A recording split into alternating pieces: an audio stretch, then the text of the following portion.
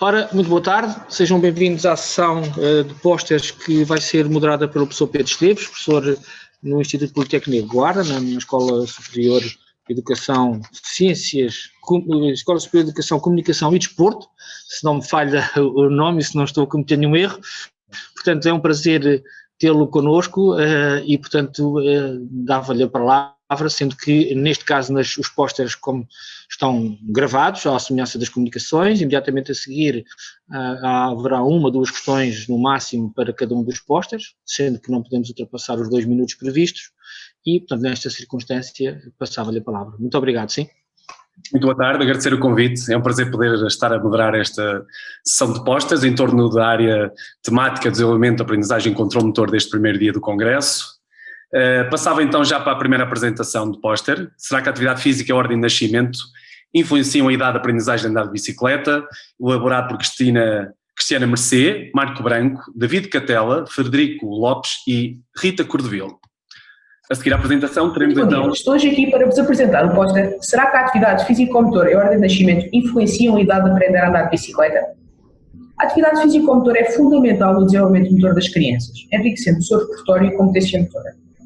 O efeito no desenvolvimento motor do irmão mais velho ainda não é consensual, existindo duas teorias contraditórias. Uma que defende um efeito positivo na aquisição de marcos motores e outra um efeito negativo. Nosso objetivo consistiu em verificar a influência destas duas variáveis na idade de aprender a andar de bicicleta. Os dados foram recolhidos através do inquérito online, desenvolvido por 4 especialistas da área e realizado em vários países, totalizando 8.614 respostas de 22 países. Aplicámos anovas de uma via para identificar diferenças significativas, as quais encontramos tanto para a atividade físico-motora como para a ordem de nascimento. As crianças que praticam a atividade 2 vezes por mês, menos de 2 vezes por mês ou semanalmente, têm uma idade de aprendizagem significativamente superior àquelas que o fazem 4 a 6 vezes por semana ou diariamente. Nos grupos de ordem de nascimento dividimos em filhos únicos, filhos mais velhos e mais novos, sendo que os mais novos aprendem significativamente mais cedo que os outros. O facto da atividade físico-motora influenciar a idade de aprender a andar de bicicleta pode estar relacionado com o facto das crianças que fazem mais atividade desenvolvem também mais as componentes como a coordenação e equilíbrio que são fundamentais para andar de bicicleta. Os filhos mais novos aprendem mais cedo, possivelmente porque também lhes é disponibilizada uma bicicleta mais cedo e porque têm a possibilidade de aprender através da imitação e interação com os irmãos mais velhos. Apesar de não existir diferenças significativas, os irmãos mais velhos, em média, aprendem mais cedo que os filhos únicos. Possivelmente, as brincadeiras com os mais novos também levam a um maior gosto e uma maior prática com a bicicleta. Estas influências da atividade físico-motora e da ordem de nascimento na idade de aprender a andar de bicicleta reforçam a importância da componente social no desenvolvimento motor das crianças nas idades mais jovens. Muito obrigada. Boa tarde, sou Ana Placas, Débora, e venho-vos falar sobre um estudo que pretende dar a conhecer os efeitos de uma intervenção psicomotora mediada pela música nas competências motoras em crianças de 5 e 6 anos. A amostra deste estudo foi constituída por 38 crianças com média de idade de 69,29 meses, onde o grupo experimental tinha um N de 18 e o grupo controle tinha um N de 20. O grupo experimental participou na intervenção durante 5 semanas, com sessões trissemanais de 50 minutos cada. Durante o mesmo período, o grupo de controle manteve a sua rotina regular. Foi aplicado o MABC da segunda edição e as provas de ritmo e de atenção auditiva da bateria de avaliação das funções neuropsicomotoras da criança, o NPMO. Relativamente aos resultados, foram encontrados resultados estatisticamente significativos na análise intergrupal e intragrupal para o grupo experimental, principalmente nas variáveis do equilíbrio e a adaptação aos ritmos auditivo-perceptivo-motores, o que significa que houve efeitos positivos da intervenção. Nós sabemos que as atividades com músicas proporcionam várias oportunidades para que a criança aperfeiçoe as suas competências motoras e tome consciência do seu próprio corpo, adquirindo a harmonia dos movimentos com os gestos. Assim, com estes resultados que obtivemos neste estudo, pretendemos salientar a importância da intervenção psicomotora mediada pela música na educação pré-escolar, bem como o reforço de estímulos auditivo ou musicais na expressão motora das crianças. Obrigado. Associação entre a postura, a massa gorda e o índice de massa corporal, um estudo na região dos Açores. A diminuição do nível de atividade física e o aumento do sedentarismo infantil-juvenil acarretam uma diminuição do dispêndio energético e uma maior possibilidade de sobrepeso. Um dos maiores níveis de obesidade parecem apresentar as maiores prevalências de desalinhamentos posturais. O objetivo deste estudo foi caracterizar e associar a postura ortostática da coluna vertebral e das cinturas escapular e pélvica relativamente à massa gorda e ao índice de massa corporal em crianças e jovens em idade escolar. No que respeita à metodologia, a nossa amostra foi constituída por 203 alunos, 124 rapazes e 89 raparigas, entre os 10 e os 20 anos de idade. No que respeita à avaliação postural, os desalinhamentos foram avaliados através da utilização de um simetrógrafo e do protocolo de Kendall et al. 2005. A avaliação dos parâmetros antropométricos foi feita utilizando a bateria de testes FitnessGram, tendo como referência as respectivas zonas saudáveis de aptidão física. Para verificarmos a associação entre a postura e os diferentes níveis de massa gorda e índice de massa corporal, foi utilizado o teste do Q². Relativamente aos resultados, foram observadas alterações posturais em todos os sujeitos da amostra. O teste de Q² revelou uma associação entre a postura e a massa gorda, com uma prevalência mais significativa de retificação cervical e de hiperlordose lombar nos sujeitos abaixo da ZAF. Na associação com o IMC, os sujeitos abaixo da ZAF revelaram maior prevalência de retificação cervical, de escoliose cervical e dorsal, de hiperlordose lombar e de inclinação pélvica. Na associação da postura com a massa gorda, observou-se uma prevalência estatisticamente significativa de retificação cervical e de hiperlordose lombar no grupo com a massa gorda abaixo da ZAF. Na associação da postura corporal com o IMC, constatou-se que os valores superiores de massa corporal se relacionaram de forma significativa com a escoliose cervical, escoliose dorsal, desalinhamentos das cristas ilíacas posteriores e hiperlordose lombar. A grande percentagem de desalinhamentos encontrada enfatiza a necessidade de avaliação postural dos alunos nas aulas de educação física. Podemos concluir que o aumento da massa corporal relacionou-se com uma maior prevalência de retificação cervical, de inclinação pélvica, de escoliose e de hiperlordose lombar, enquanto que os níveis mais elevados de massa gorda se relacionaram com uma maior prevalência de retificação cervical e de hiperlordose lombar. O aumento da massa corporal e da massa gorda parece contribuir para uma maior prevalência de alterações posturais em adolescentes e jovens. Destreza manual global e assimetria motora funcional em atletas de desporto escolar de handebol e ténis de mesa.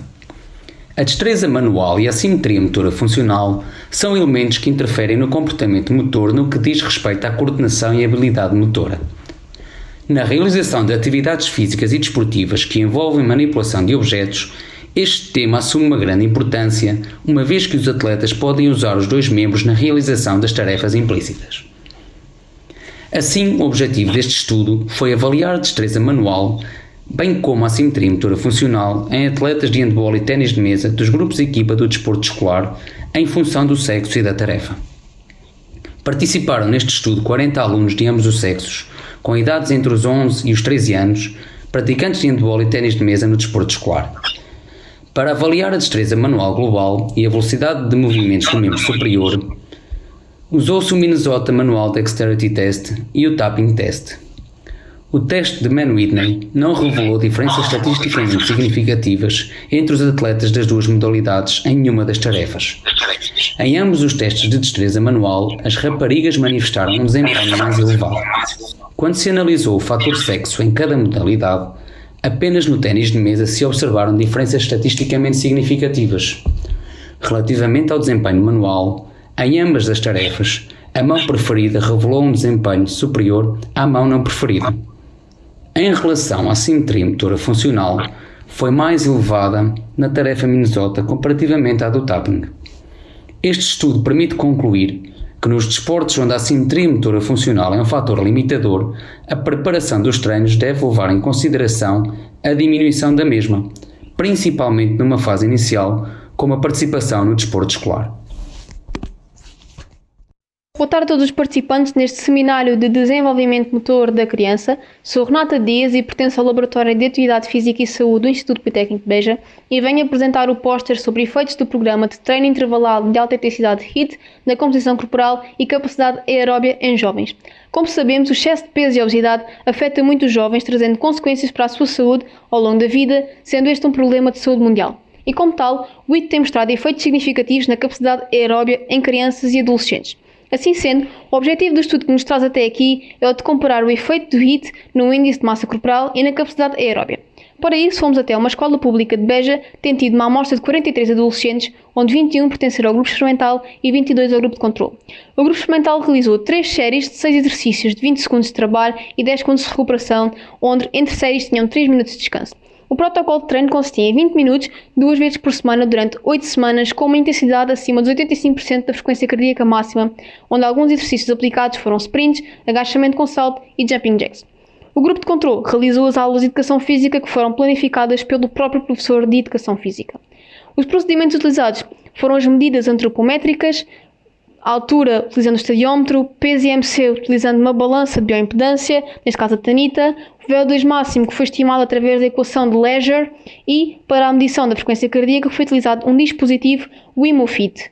Os principais resultados obtidos é que após as 8 semanas de intervenção é que foram verificadas diferenças significativas entre o grupo experimental e de controle, tanto no IMC como no VO2 máximo. No entanto, o grupo experimental demonstra ter sido mais eficaz que o grupo de controle, concluindo assim que o HIIT pode ser uma mais-valia ao ser aplicado nas aulas de educação física, visto que após 8 semanas de programa traz melhorias significativas na composição corporal e capacidade aeróbia.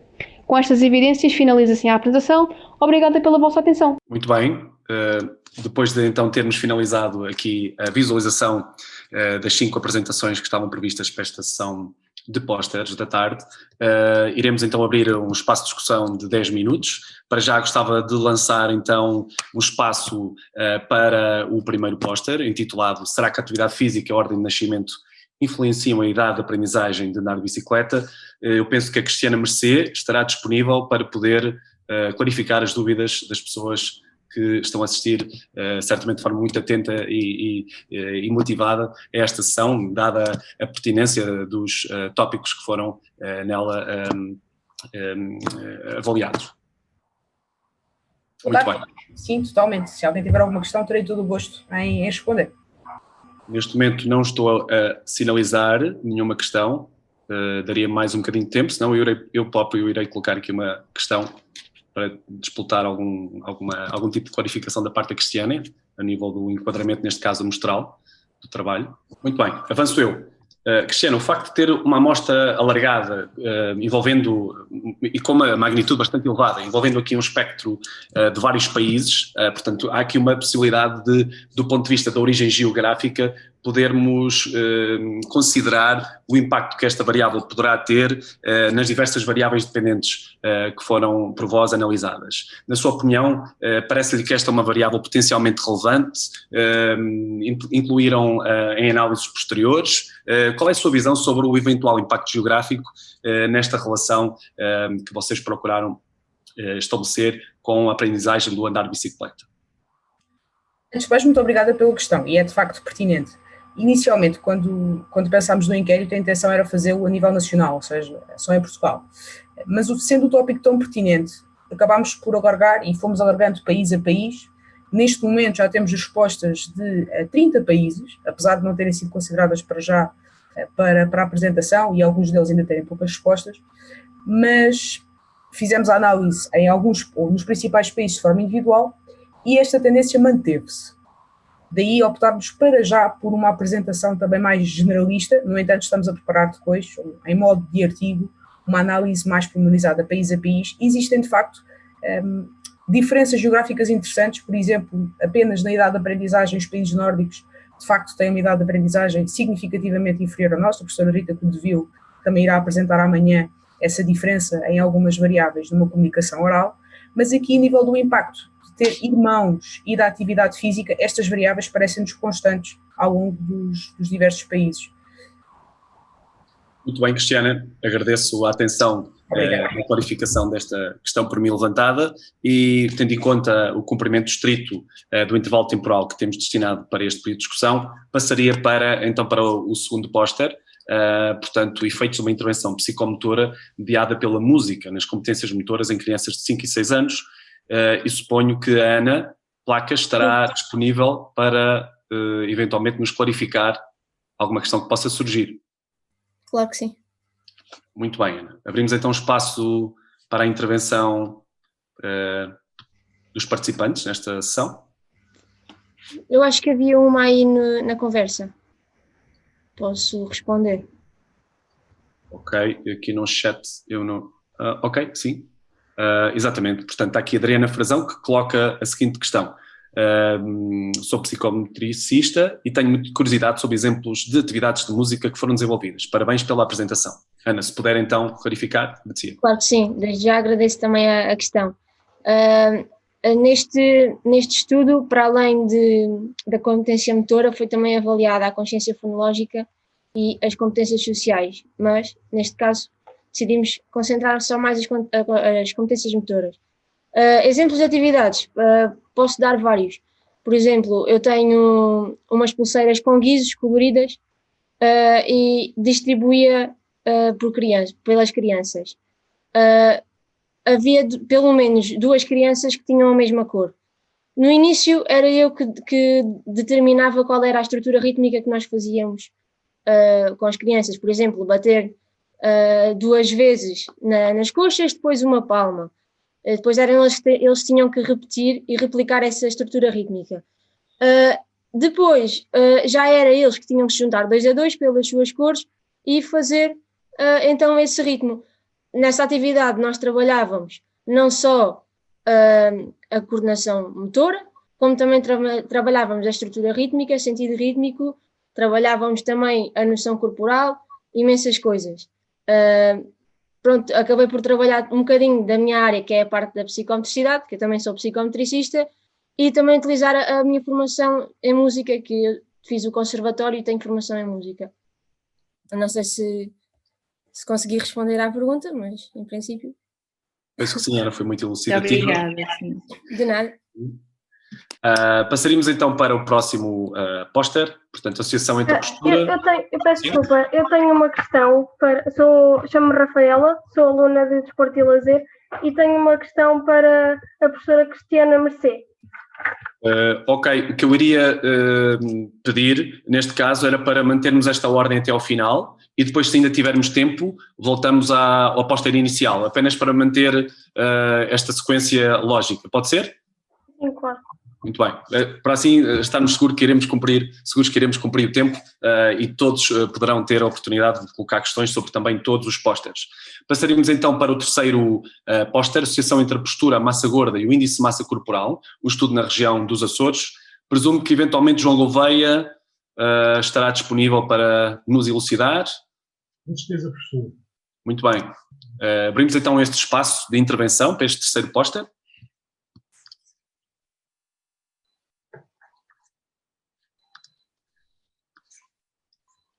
Alguma questão que queiram colocar?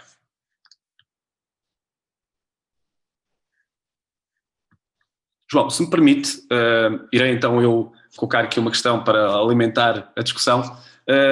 Até que ponto é que o enquadramento amostral dos 10 aos 20 anos, portanto com um espectro relativamente ligado, poderá ter influenciado os resultados? Pergunto se, do ponto de vista de uma análise mais detalhada, encontraram algum efeito de segmentos etários mais limitados. Gostava de ouvir a sua opinião sobre isto, por favor. Sim, professor. Boa tarde a todos. Em primeiro lugar, muito obrigado pela sua questão, professor Pedro. Portanto, este estudo envolveu a comparação entre a postura corporal e a aptidão física. Aliás, a fitness grau. Estudamos as capacidades motoras e os aspectos antropoméricos. Portanto, nós aqui conseguimos alguma diversidade. A diversidade foi grande entre os sujeitos, dado o intervalo de idades da amostra. Só que o grande objetivo não era o estudo da massa gorda e do índice de massa corporal, este veio por acréscimo. A nível de variabilidade, esta amostra referiu-se, como o professor disse, abrangente demais, então nós não a segmentarizamos, também não fizemos a distinção entre masculinos e femininos, que a gente era uma coisa que se pudéssemos voltar atrás talvez fôssemos por aí, só que dado que era um estudo já com uma grande extensão, optamos por não segmentarizar mais. No estudo futuro, possivelmente faremos esta segmentarização por idades, porque nós fizemos a comparação também por ciclo de escolaridade, onde conseguimos perceber, não relativamente à massa gorda e ao índice de massa corporal, mas mais relativamente à atividade física, que foi outra variável para nós estudar, e à atividade física, conseguimos discernir algumas diferenças entre os vários ciclos de escolaridade. Em relação à massa gorda e ao índice de massa corporal, não o fizemos e não nos foi possível, portanto, situar estas diferenças relativamente à idade. A maturação também foi um aspecto não avaliado por nós, não sendo possível também situar a influência do processo maturacional, tanto na expressão das atividades motoras e variáveis antropométricas, como na expressão da postura corporal. Muito bem, ficam então aí já tão bem identificadas um conjunto de oportunidades que podem vir a ser exploradas em futuros estudos e nesse sentido, obviamente que fica também aqui marcado o potencial enriquecedor deste estudo e ao mesmo tempo olhar para o futuro e perceber que tipo de variáveis podem ser ainda mais exploradas. Muito bem, agradeço a atenção na resposta, João. Passaríamos para o próximo póster, intitulado Destreza Manual Global e Assimetria Motora Funcional em Atletas de Desporto Escolar de Handball e Ténis de Mesa. Presumo que Rui Gomes estará disponível também para participar neste debate? Sim, não sei se me conseguem ver, estou com algumas dificuldades técnicas. Eu consigo ouvir neste momento, mas penso que Sim. O som neste momento já pode suportar já desde já o debate, Rui. Gostei em vê-lo já agora, professor.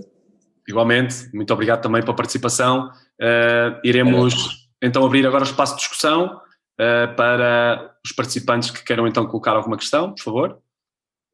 Ok, Rui, já agora então irei avançar aqui com uma ideia para tentarmos perceber um pouco melhor a sua visão sobre o impacto eventualmente diferenciado destas duas modalidades que estiveram sob análise, neste caso o handball e ténis de mesa. Qual é a sua visão, em primeiro lugar, do ponto de vista de critérios, porquê avaliar estas modalidades em particular, que têm obviamente características do ponto de vista da sua estrutura e da sua funcionalidade também marcadamente diferentes, e de que forma é que os resultados poderão ser eventualmente explicados também pelas características específicas de cada uma dessas modalidades? Bem, em primeiro lugar, agradecer a oportunidade de estar a participar neste seminário, embora a apresentação tenha sido muito sucinta com o póster, mas portanto, posso explicar então. Eu sou professor de Educação Física e sou responsável pelos grupos de equipa em questão, de handball e ténis de mesa, e a certa altura surgiu esta ideia no âmbito de um trabalho de mestrado, de desenvolver ou de apreciar a destreza motora nestas duas modalidades.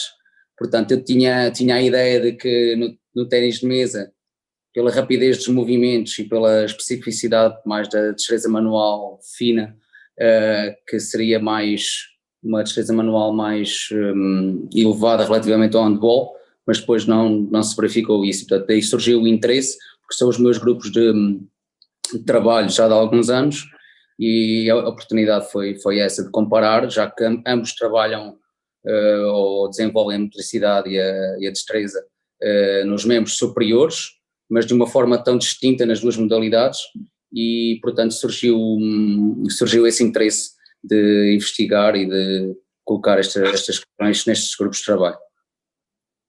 Muito bem, agradeço a clarificação. É verdadeiramente um trabalho também que tem um traço inovador, como a maioria dos trabalhos, a esmagadora maioria dos trabalhos apresentados. Esse é um aspecto também, obviamente, a salientar, essa capacidade de podermos avançar o corpo de conhecimento na ideia de descobrir novas explicações para também novos fenómenos.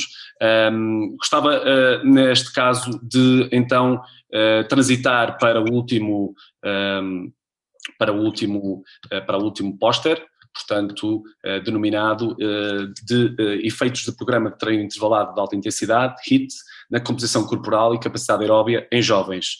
Eventualmente a Renata Dias também estará disponível para poder participar nesta discussão. Renata? Claro que sim. Boa tarde, força. Vamos então ver se existe algum tipo de questão relacionada com o seu trabalho. Vamos a isso.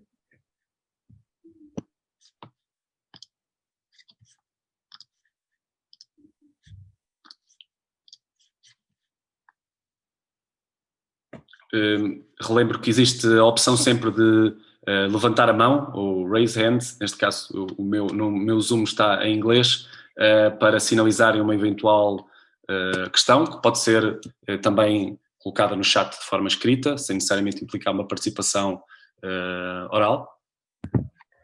Boa tarde, sou eu, a Rafaela, aluna de Desporto e Lazer, e eu então tenho uma questão que é, uma vez que as aulas de Educação Física são de cerca de 50 minutos, como é que esse trabalho pode ser aplicado numa aula de Educação Física, uma vez que são treinos de 20 minutos?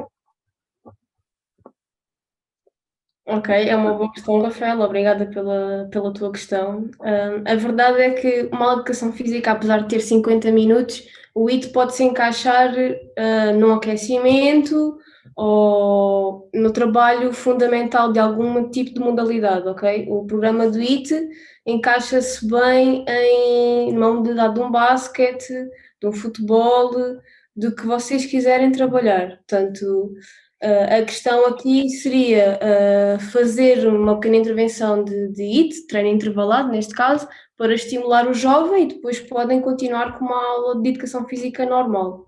O objetivo é 20 minutos em 50. Penso que... Ok, obrigada. E deve ser feito no início ou no fim da aula?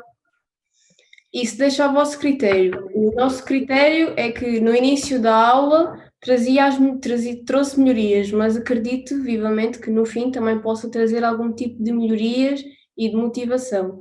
Mas, a meu ver, com o estudo que nós realizamos, no início traz sempre melhores capacidades para ir para isso. Obrigada. Obrigada. Bem, professor Rui Mendes, neste momento passámos ligeiramente a previsão temporal de 10 minutos para a discussão, mas penso que foi por um bom motivo. Neste caso, todos os postas tiveram aqui uma questão associada e houve essa oportunidade de clarificação. Não sei se lhe parece pertinente dar voz a uma questão que nos foi colocada relativamente ao primeiro póster adicional. Sim, acho que sim. O último tem que ser, obrigado. Faça favor. Abrimos espaço então para a questão, penso que era da Renata, também para o póster, o primeiro póster desta sessão. Aprender a andar de bicicleta. Penso que seja da Rafaela. O Rafaela, sim. Sim, eu tenho outra questão, que é para a professora Cristiana Mercê, e quero saber, o estudo foi feito em crianças de 5 e 6 anos. Quero saber se acha que o efeito é igual em escalões etários superiores e de que forma é que isso é execuível nas aulas de Educação Física. Boa tarde, Rafaela. Eu creio que se calhar a mensagem não passou de forma clara. O estudo não foi feito com crianças de 5 ou 6 anos. O estudo foi feito através do inquérito online, em que para o participante poder participar tinha de ser maior de idade, ou seja, tinha de ter mais de 18 anos. Ele era partido em 3 secções. Imagina, agora a Rafaela decide participar do inquérito. Vai-lhe ser feito um conjunto de questões sobre a sua experiência a andar de bicicleta. No final perguntamos se a Rafaela tem filhotes. Se tiver filhos, abre uma nova secção, exatamente igual, mas relativamente à experiência do seu filho. Daí nós também conseguirmos um elevado número de respostas, ou seja, o participante único pode responder por si e até mais 2 filhos. Portanto, não foi propriamente um inquérito direcionado às crianças de 5 ou 6 anos em específico. Não sei se consegui ajudar. Eu penso que eu fiz referência que era na música.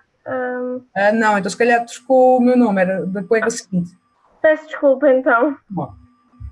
Neste caso, então, a questão, pelo que percebi, é dirigida para Ana Placas, para o segundo póster. Exato, peço desculpa. Psicomotora, mediada pela música, certo? Exato, peço desculpa. Muito bem. Ana, pode ainda participar? Posso, mas eu não ouvi a questão. A minha ligação está fraca. Okay, eu posso repetir. Eu penso que o estudo foi feito em crianças de 5 e 6 anos. Eu quero saber se acha que o efeito é igual em escalões etários superiores e de que forma é que pode ser execuível nas aulas de Educação Física. Eu acho que, em termos de efeitos, vai depender muito dos escalões etários e das faixas etárias, dos tipos de problemáticas ou não. Porquê? Isto vai depender muito das aprendizagens e do conhecimento de música e mesmo do seu desenvolvimento de cada pessoa e da forma como é trabalhado. Não sei se consegui responder. Sim, penso que sim. Obrigada. Muito bem, não sei se existe mais alguma questão, senão fecharíamos a sessão por aqui. Muito bem, eu gostava de salientar que realmente esta sessão abordou aqui um conjunto de tópicos que estão claramente na ordem do dia. Houve claramente também um cunho, um traço inovador associado a estes trabalhos, que fica bem patente pela forma também muito sólida como os diferentes resumos marcaram esse traço inovador. Interessante perceber também que há aqui um conjunto de metodologias diferentes de análise permitirão também expandir diferentes oportunidades de investigação no futuro nestas áreas em particular e, por último, gerar também implicações societárias relevantes que importa também sublinhar.